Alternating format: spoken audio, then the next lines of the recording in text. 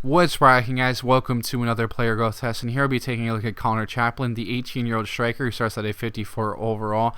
Certainly has a way to go to get to his potential, and of course, he's someone you may want to train personally because, of course, 54 overall is pretty low, but he's 5'6" striker, left mid / left winger, left footed with medium work rates, 3-star weak foot, and 3-star skills. Of course, I won't be using the training feature here, so we'll see how he continues to grow without it, but he has a bit of pace. I'm glad to see his stamina isn't terrible because a lot of times the younger players just get completely gypped as far as stamina goes, and then they just almost become useless, 45-minute players at best at times, especially during match congestion. But you'll see actually be showing the end of year 1 now for this year, because he has kind of bigger gap between his overall and potential. 57 overall, which is mostly with all boost to his mental and technical stats, but still looks pretty solid. You can see continuing to improve mostly in those areas as well. The end of year 3 up to 64 overall. That's pretty rapid growth. That's really good to see.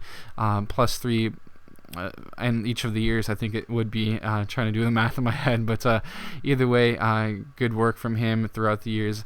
As you get here to year 2020, up to 67 overall, age 23, and that is very solid growth. Now, as you can see, ball control, shot power, now some of those green stats, and finishing and dribbling are at pretty respectable levels for a lower rated player per se. But now you'd reach his potential here, age 25, 70 overall, and you can see a lot more green there, especially the agility finally got some boost, which is good to see, but ball control, dribbling looking better, as well as attack position is at a pretty respectable level. But moving on to some highlights here, he was a lot better after that year. He just really grew a lot, it seems like, even after he reached his potential. You'll see most of these highlights came during that time period as well. You see him cutting in, he can use that ball control and dribbling.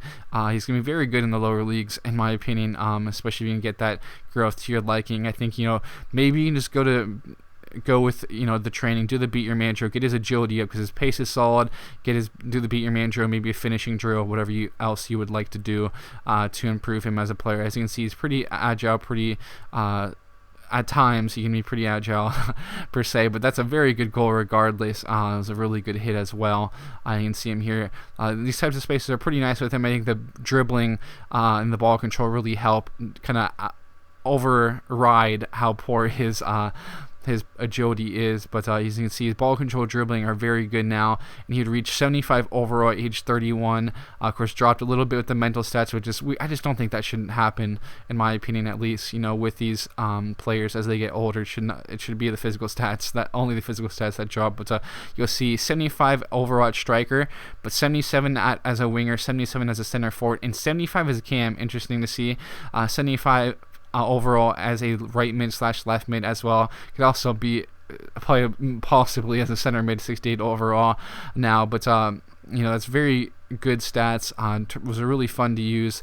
I think could be a joy in those Road to Glory style career modes, especially if you decide to train him. I think it could be a good idea. Just work again that agility in those other areas like finishing, whatever you see fit, maybe crossing. We see him as a possible winger in your formation and the like. But either way, a big recommendation here, guys, especially for those Road to Glory style career modes. But thanks for tuning in. I'll be signing out now, and I'll catch you guys later.